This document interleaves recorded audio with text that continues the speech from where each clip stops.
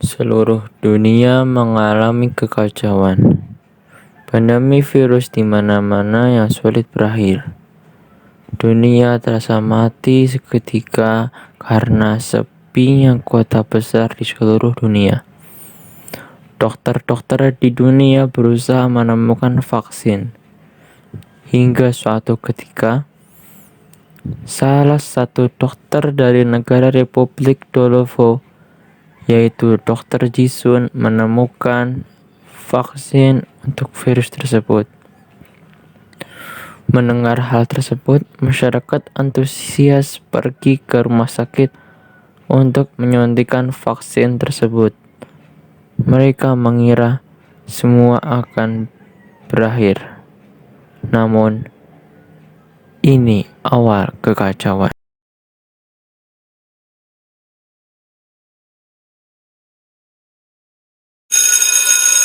Bunyi bel sekolah SMA Yangdong. Semua siswa berbondong-bondong masuk sekolah.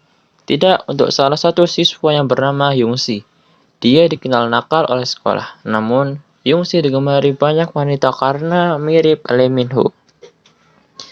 Nakal tersebut dikarenakan dia seorang anak yatim piatu. Orang tua Yungsi meninggal ketika melawan pembisnis yang ingin menggusur rumahnya di desa Breksi. Mulai saat itu, Yungsi hidup sendiri dan berhasil membeli satu unit apartemen di barat kota Boken. Dan mulai saat itu, Yungsi tidak mempercayai pembisnis maupun pemerintah sehingga Yungsi tidak divaksin. Malam Selasa pun tiba. Yungsi yang pada saat itu ingin membeli sebuah minuman tidak sengaja melihat orang berlagak serigala di atas sebuah warung makan. Orang itu tiba-tiba turun dan masuk ke warung makan. Suasana warung makan menjadi kacau. Darah mengalir melalui sela-sela pintu warung makan. Melihat itu, Yungsi bergegas pulang dan langsung tertidur. Di tengah malam yang gelap, Yungsi tiba-tiba bangun dan langsung melihat ke bawah apartemen. Warga beralihan kemana-mana. Suasana kota kacau. Banyak organ tubuh berserakan di jalan-jalan. Mengetahui itu, Yungsi langsung menonton televisi dan kaget ternyata orang aneh yang dia lihat adalah makhluk Yang Wi. Dalam berita televisi dijelaskan bahwa Yang Wi adalah manusia yang berevolusi menjadi makhluk karnivora tanpa bola mata yang menular melalui air liur dengan gejala kejang-kejang. Penyebab berevolusinya masih belum diketahui. Dengan cepat, Yungsi membuat senjata dan perangkap di rumahnya. Hari demi hari, Yungsi bertahan hidup sendirian di apartemen dengan makanan seadanya. Hingga pada puncak di mana Yungsi harus keluar dari apartemen untuk mencari makan. Dengan senjata seadanya, Yungsi menyusuri apartemen. Tiba-tiba, Yungsi merasakan ada yang mengejar Yungsi. Yungsi pun langsung melihat ke belakang dan ternyata Yang Wi. Yungsi pun lari kembali ke rumahnya. Namun, Yungsi berlari ke arah jalan yang buntu. Di sanalah Yungsi harus melawan Yang Wi sendirian. Karena banyaknya Yang Wi, senjata yang dimilikinya rusak. Yungsi terjatuh dan pasrah. Tiba-tiba, bunyi busur panah dari seorang wanita cantik yang bernama Sakura. Sakura itu pun langsung menarik tangan dan berlari ke arah tangga darurat. Tanpa disadari, ternyata tangan yang ditarik adalah tangan Yang Wi. Yungsi pun langsung memenggal kepala Yang Wi dari belakang. Sesampai tangga darurat, mereka kaget. Puluhan Yang Wi berada satu lantai di bawah mereka. Yang Wi secara tiba-tiba mengajar dirinya. Mereka pun langsung berlari ke arah lift. Saat lift terbuka, puluhan Yang Wi sudah menunggu mereka. Yang Wi langsung mengejar mereka. Dengan senjata panahnya, Sakura berusaha memanah Yang Wi hingga busur terakhir terpakai. Perjuangan yang tidak ada ujungnya membuat kaki Sakura kram dan terjatuh. Karena merasa balas kasih, Yongsi langsung menggendong Sakura. Tiba-tiba, Yongsi tersandung dan terjatuh bersama Sakura. Melihat Yongsi yang pingsan karena jatuh, Sakura berusaha membangunkannya. Jarak yang semakin dekat membuat Sakura menangis. Tiba-tiba, dari belakang Sakura terdengar suara senjata api. Karena kerasnya suara peluru, Yongsi tersadar dan lanjut menggendong Sakura mengikuti orang bertopeng bersenjata itu. Sesampai di apartemen orang bertopeng, orang itu memperkenalkan identitasnya. Dia adalah Pak Jack, seorang pemilik pabrik senjata. Di rumahnya Pak Jack, mereka dilayani sangat baik. Makanan mewah disajikan untuk mereka, hingga diizinkan menginap untuk beberapa hari sambil menunggu kaki Sakura sembuh. Di tengah obrolan mereka bertiga, Pak Jack menceritakan tentang Yang Wei dan penyebab wabah ini. Yang Wei adalah makhluk yang disebabkan oleh vaksin Koha yang dibuat oleh Dr. Jisun. Makhluk ini tidak akan mati kecuali diserang bagian kepalanya, ujar Pak Jack.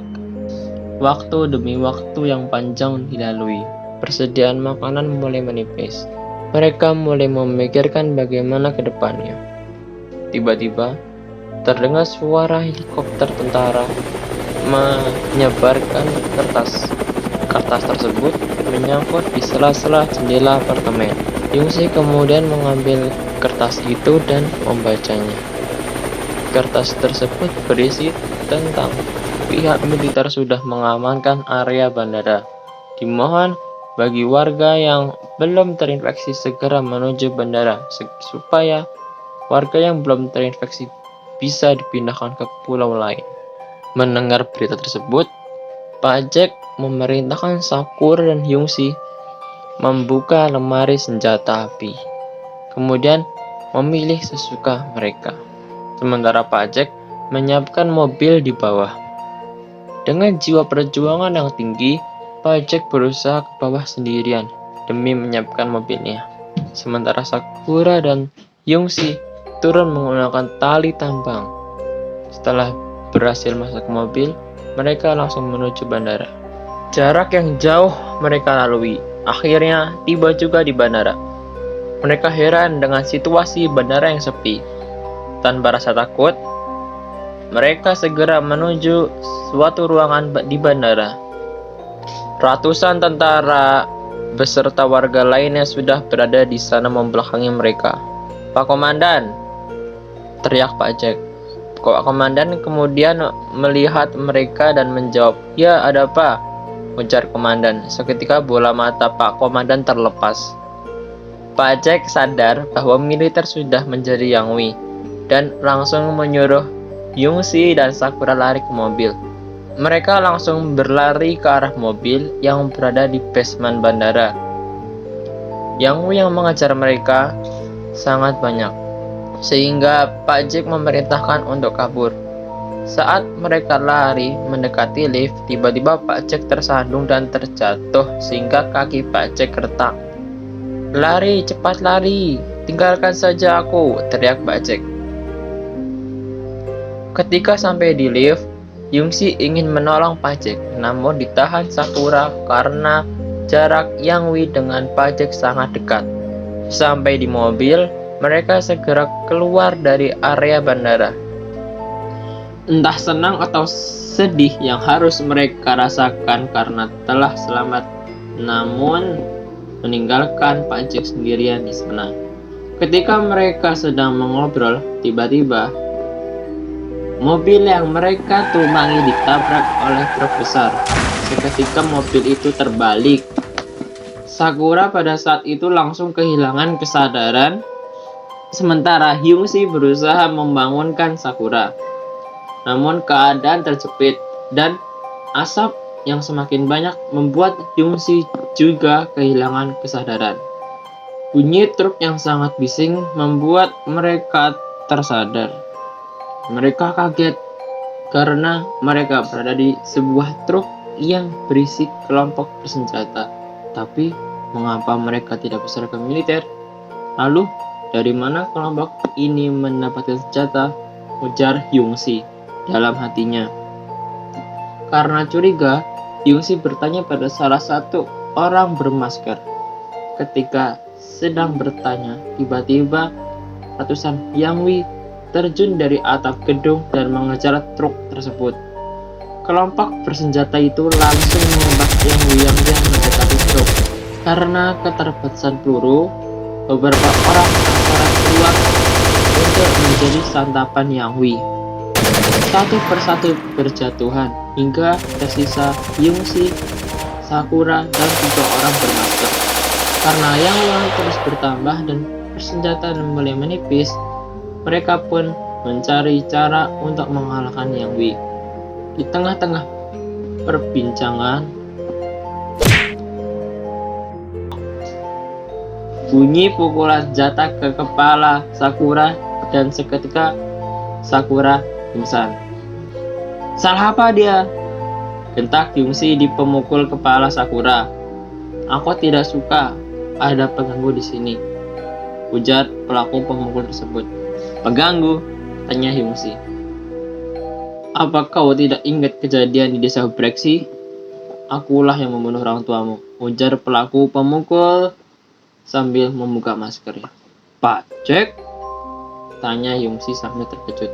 Iya, aku pembisnisnya saat itu, ujar Pak Jack. Lalu apa salah Sakura? Tanya Yongsi. Pak Jack akhirnya menjelaskan bahwa pada awal proyek pembangunan pabrik tank di desa Breksi berjalan lancar. Namun, sosok wanita yang bernama Sakura dan membawa perusahaan saya ke jalur hukum akibat pelanggaran HAM saat proses penggusuran. Akibatnya, pembangunan pabrik tank Pak Jack dihentikan. Yongsi langsung memukul Pak Jack, kemudian ditahan 2 orang bermasker. Mengapa kamu masih hidup? Bentak Yongsi. Pak Jack menjelaskan bahwa ketika Sakura dan Yongsi meninggalkannya, Pak Jack mengeluarkan benda beraroma khusus yang membuat Yangwi pingsan. Dan Pak Jack juga menjelaskan bahwa dirinya lah yang membuat wabah Yangwi ini. Pak Jack mengaku telah menukar vaksin Koha dengan vaksin palsu buatannya ketika hendak dikirim ke pemerintah. Alasan Pak Jack membuat vaksin palsu supaya warga yang menggunakan vaksin tersebut berevolusi dan menyusahkan pihak militer, sehingga pihak militer akan membeli senjata sebanyak-banyaknya dari perusahaan Pak Jack. Waktu obrolan yang lama, hingga mereka tak sadar sudah ribuan Yangwi mengejar truk mereka. Kemudian Pak Jack memberitakan temannya menjadikan Sakura sebagai tumbal. Tanpa basa-basi, Sakura dilempar keluar truk. Karena terlanjur sayang, Yongsi melompat keluar truk, langsung memeluk Sakura dan menggulingkan dirinya ke arah selokan. Bunyi pistol milik Yongsi menembak ke arah ban truk milik Pak Jack. Seketika, truk milik Pak Jack terguling dan meledak. Sesampai di selokan, Yongsi langsung melumuri dirinya dan Sakura dengan lumpur sampah selokan supaya aroma mereka tidak tercium Yangwi. Yongsi mencari selokan yang tertutup. Di sanalah Yongsi berusaha menyadarkan Sakura. Waktu demi waktu di tengah selokan yang bau dan kotor, sambil menyadarkan Sakura, Yongsi mengucapkan isi hatinya ke Sakura. Sebenarnya aku sayang kamu, ungkap Yongsi sambil menangis. Tiba-tiba Sakura mengalami kejang-kejang yang membuat Yongsi panik. Ketika Yongsi bersiap untuk menembak kepala Sakura, tiba-tiba, I love you, ungkap Sakura dengan suara lembut. Hati Yongsi tersenyum ketika mendengar ucapan dari Sakura itu. Tenang, aku nggak divaksin kok, ujar Sakura. Alhamdulillah. ungkap syukur dari Hyungsi. Kapan nih kita bisa halal? Canda Sakura yang mencoba dekat dengan Hyungsi. Akhirnya mereka hidup bahagia di selokan yang bau dan kotor. Mereka tertawa bersama hingga rasa lapar tak dirasakan hingga larut malam. Saat malam yang sunyi, terdengar suara helikopter melintas. Hyungsi langsung melihat melalui sela-sela selokan. Hyungsi melihat helikopter nampak menyemprotkan sebuah cairan merah berbau darah sapi. Hyungsi bingung yang dilakukan pihak militer. Sakura menduga pihak militer memancing Yang Hui ke suatu tempat, kemudian membunuh secara bersamaan. Dan benar, setelah beberapa menit setelah penyemprotan, terdengar banyak suara ledakan.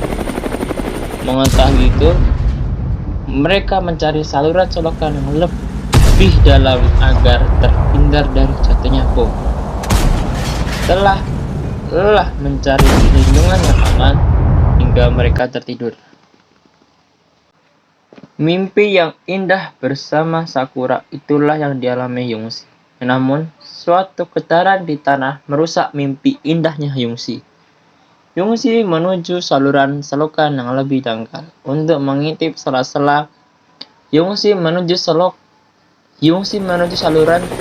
selokan yang lebih dangkal untuk mengintip sela-sela, kemudian membangunkan Sakura karena melihat puluhan tank dan panzer militer melintas. Seketika Sakura bangun. Hyungsi langsung mengajak Sakura keluar dari selokan. Hyungsi langsung mengajak Sakura keluar dari selokan. Ketika menyusuri selokan, Hyungsi terus berteriak memanggil tentara. Tentara yang mengetahui itu berusaha menyelamatkan mereka. Kemudian Hyungsi dan Sakura dibawa untuk diperiksa, selanjutnya dikarantina selama beberapa bulan. Pagi yang cerah, semua terbangun. Mah, Pah, berangkat kerja dulu ya. Jangan lupa besok liburan bareng anak-anak, ujar Hyungsi pada Sakura. Oke sayang, jawab Sakura. Akhirnya mereka hidup bahagia bersama.